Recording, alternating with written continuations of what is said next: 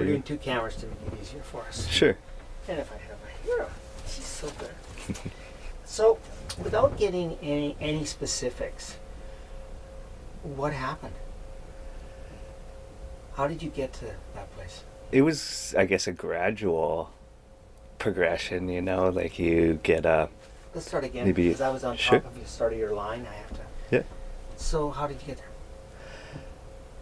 It was a gradual progression. You know, it starts out with maybe having an overdraft of $1,500 or $2,000, and you start using that, or you get a credit card that's $3,000. They bump it up to $5,000, bump it up to $10,000, $20,000, and for me, all of a sudden, zero in my bank account became -20. Was my, you know, -20,000, just as an arbitrary number, could be my new zero. And then all of a sudden, before I knew it, I'm paying $1,000 a month in minimum interest.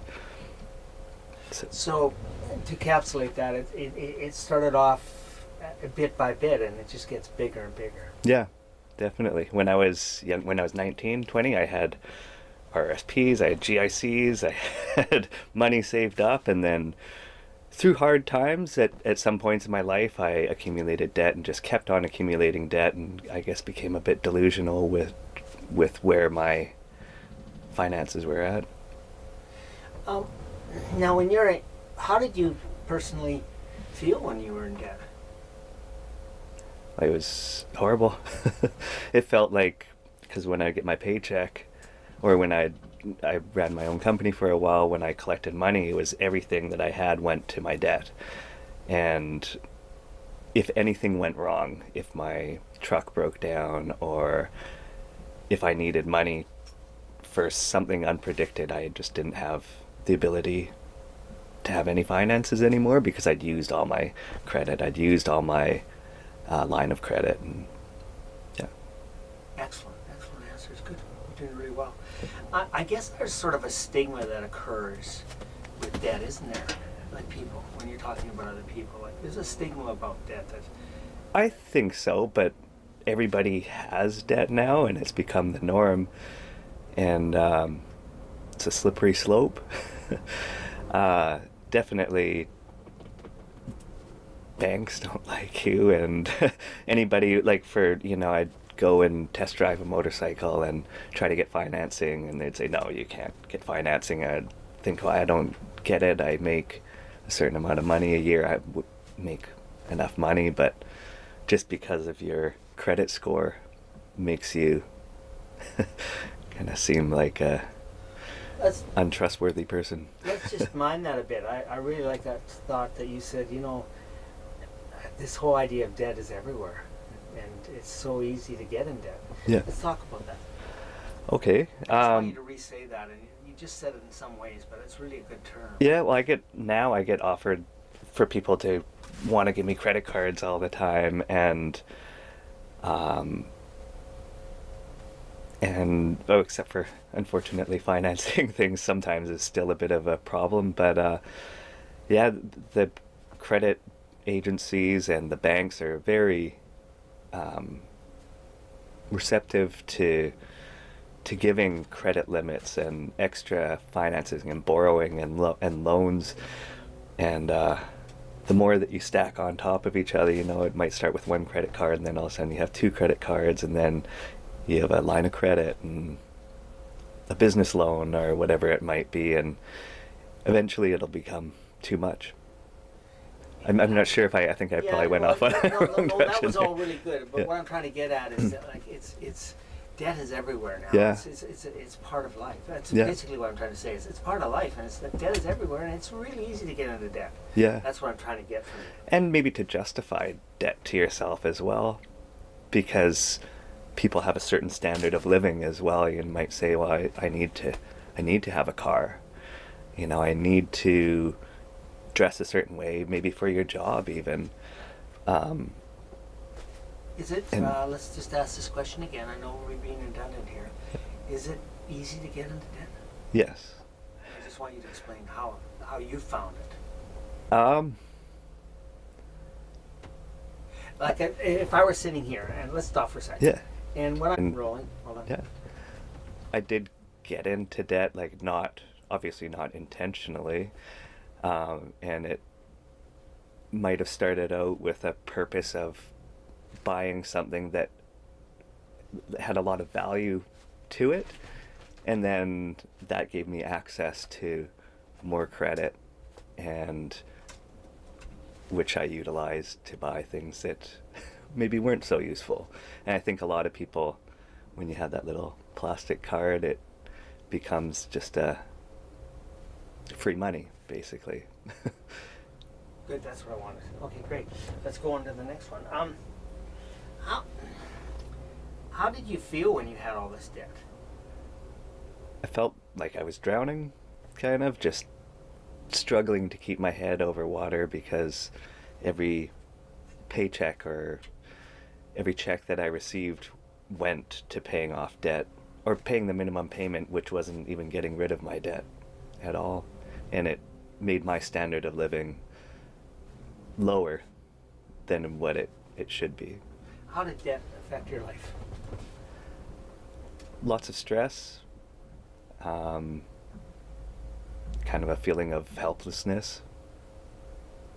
What did you feel that the people around you were looking at you any differently? Nobody knew. I don't think anybody knew, really. My wife, who was my girlfriend at the time, she knew. She knew the situation I was in, but nobody else did. And I didn't tell anybody. Why? It was unnecessary, and I think that in reality, everybody else, all of my friends and family, are probably in the same situation as I was before. I was probably a little bit further into it because I had maxed out all my available credit and borrowing capability. But I believe that everybody operates, most people, I'd say 80% of the people out there are operating in this zone of owing money. And what made you finally decide that it was too far and you needed help? I actually literally couldn't.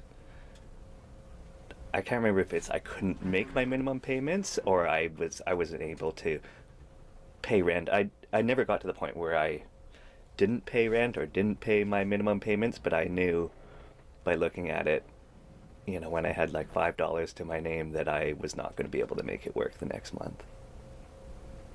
So why did you call credit counseling? I think I'd seen their commercials on TV, and I didn't want to claim bankruptcy. And once I talked to the people at the credit council, they were really friendly. They didn't make me feel bad about having any debt, and seemed really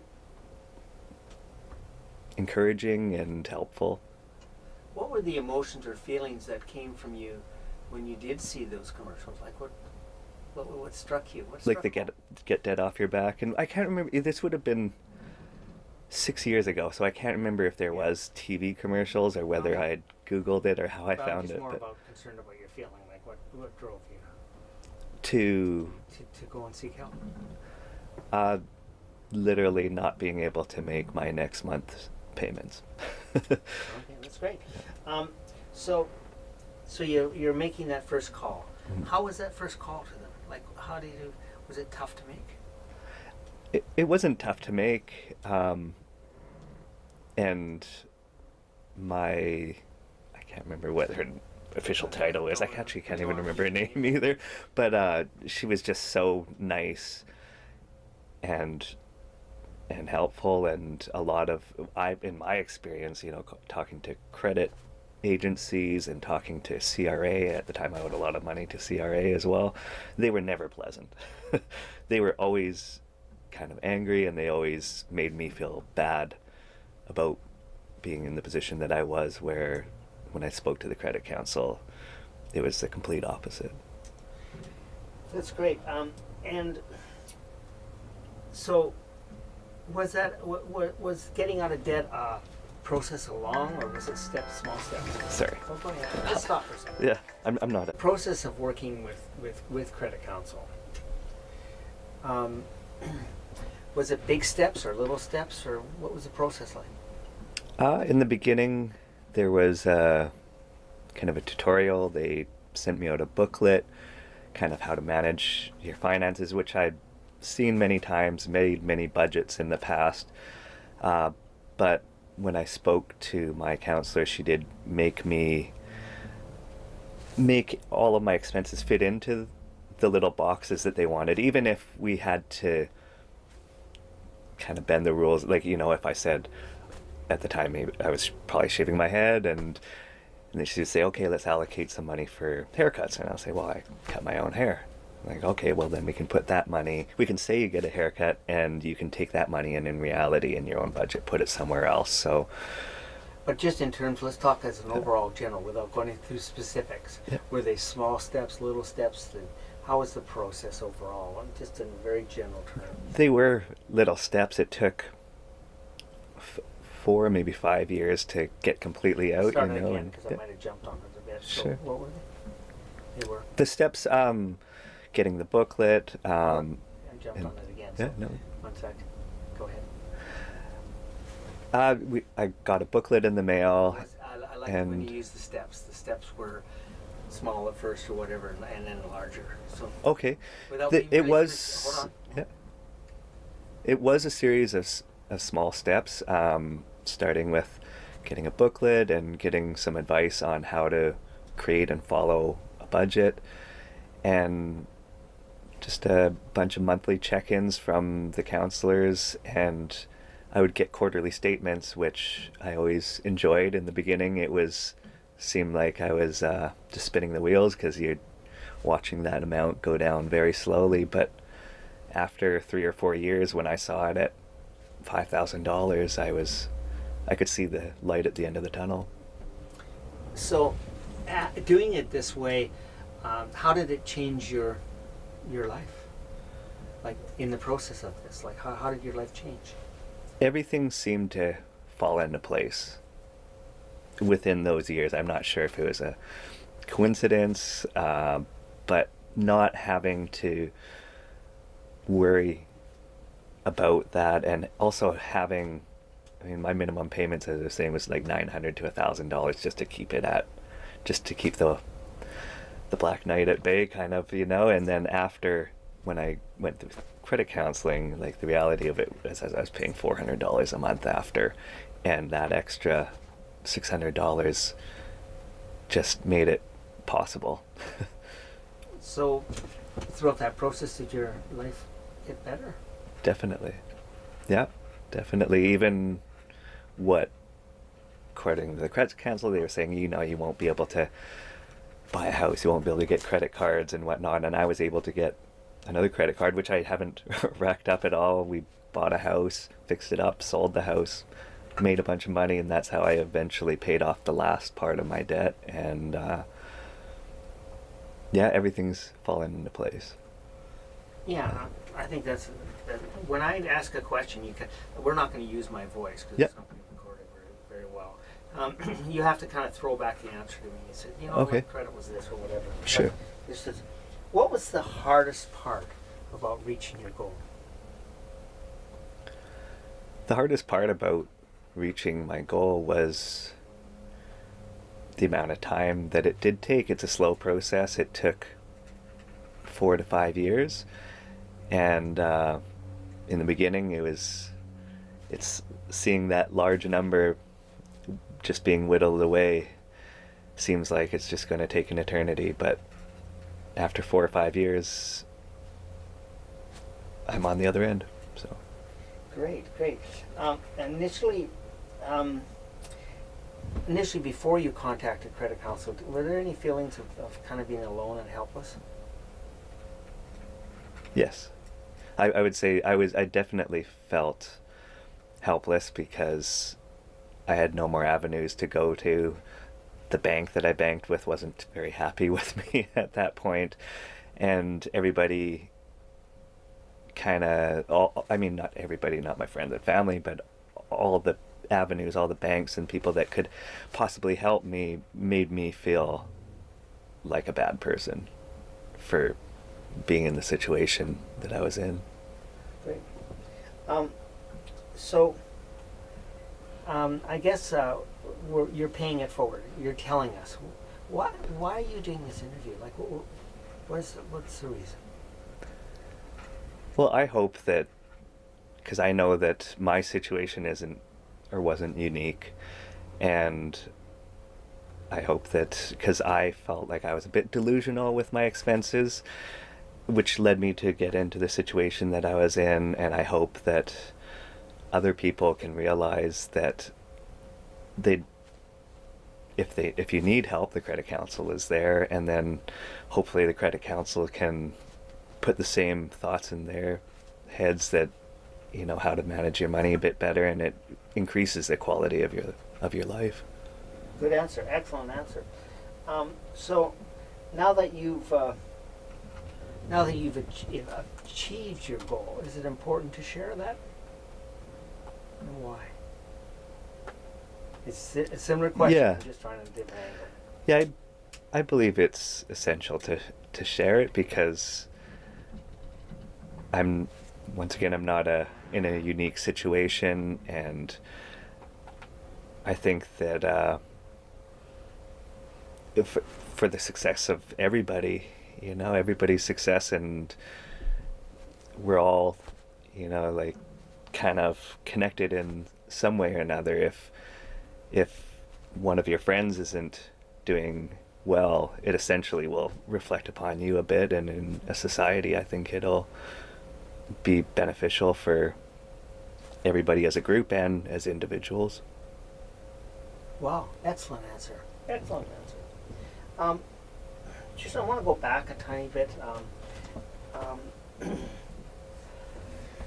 You finally reached out for help. What do you think held you back from asking for help before it got to that tipping point? I think I was delusional with my expenses, and I was used to a certain lifestyle, and I was just a bit delusional, like in a personal to tell you kind of a little bit more exactly, like I had a business that I wasn't paying taxes on and I got into some trouble with some. Let's not get specific. Yeah, okay.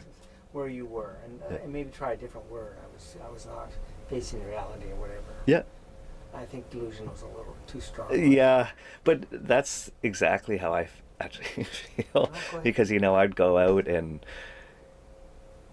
go out to expensive dinners, and I paid massive amounts for warehouse space and my rent and whatnot, and the reality of the situation is I should have put a full stop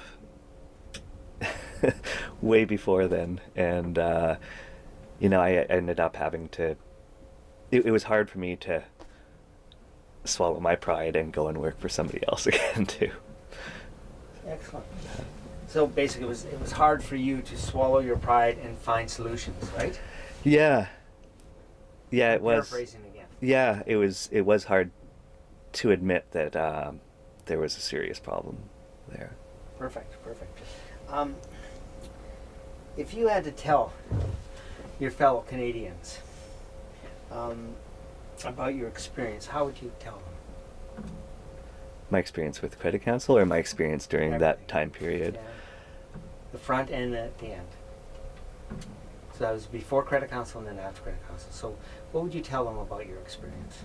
If you were talking to Canadians. In my experience, I